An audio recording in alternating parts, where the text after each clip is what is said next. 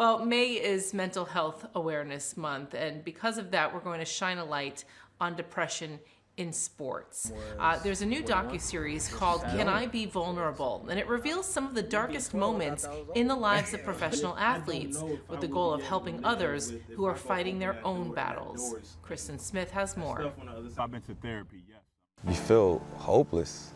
You feel defeated, you know, and as a man, as men, we carry a level of pride. We carry a level of just strength. And when we no longer feel like we have that strength, that power of a man, we feel completely defeated. They are the most mighty of those on earth. But just like the rest of us, professional athletes face deep issues of emotion and even weakness.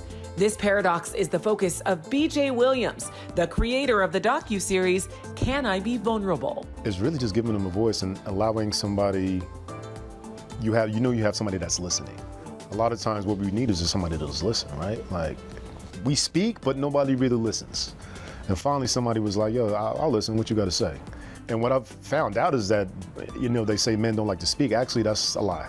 We love to talk. We can't wait to get this off of our shoulders. Such was the case for former UCLA Bruin and NFL veteran Bruce Davis II. It's hard because you come up in this culture of just handle it. Or, the famous phrase has always been man up, or, and that had always been the thing. And it's like you're expected that for so long that it becomes hard to speak up. And I feel like there's still this kind of stigma lingering around athletics, especially, for male athletes. And it's something that pops up in the Black community a lot more often than I think, we recognize. And, it's just like you're supposed to deal with these things. So taking that first step, I feel like it took me a long time to take that first step because I had so much pride. I was so used to being like, I can handle this myself.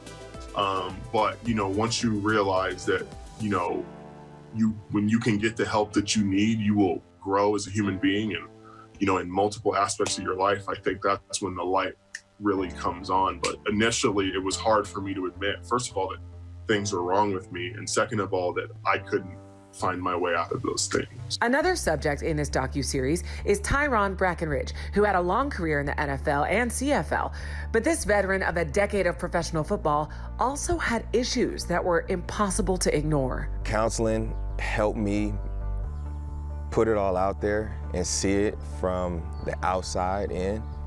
It allowed me to gain patience. And I always say that it allowed me to hear with my eyes and see with my ears, because I was just always so reactive to a lot of things. And I think with being a defensive player, you have to react to the offensive movements, and that carried on in other aspects of my life. Ultimately, Can I Be Vulnerable is a catharsis for both the athletes featured and those listening to this important work, as we all learn about the importance of self-help. It's not something to be ashamed of. And if you give it time and you really put your effort into it, it'll change your life.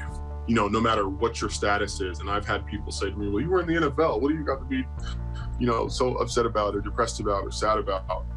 It's just like, it could be anything. And it's any walk of life, any race, color, creed. Like, it's such an important thing because, as human beings, we're a little more fragile mentally sometimes than we like to admit. And so being able to have an outlet like therapy is just, to me, it's been totally life-changing, and it's gotten me on, this different path than the one that I was on before.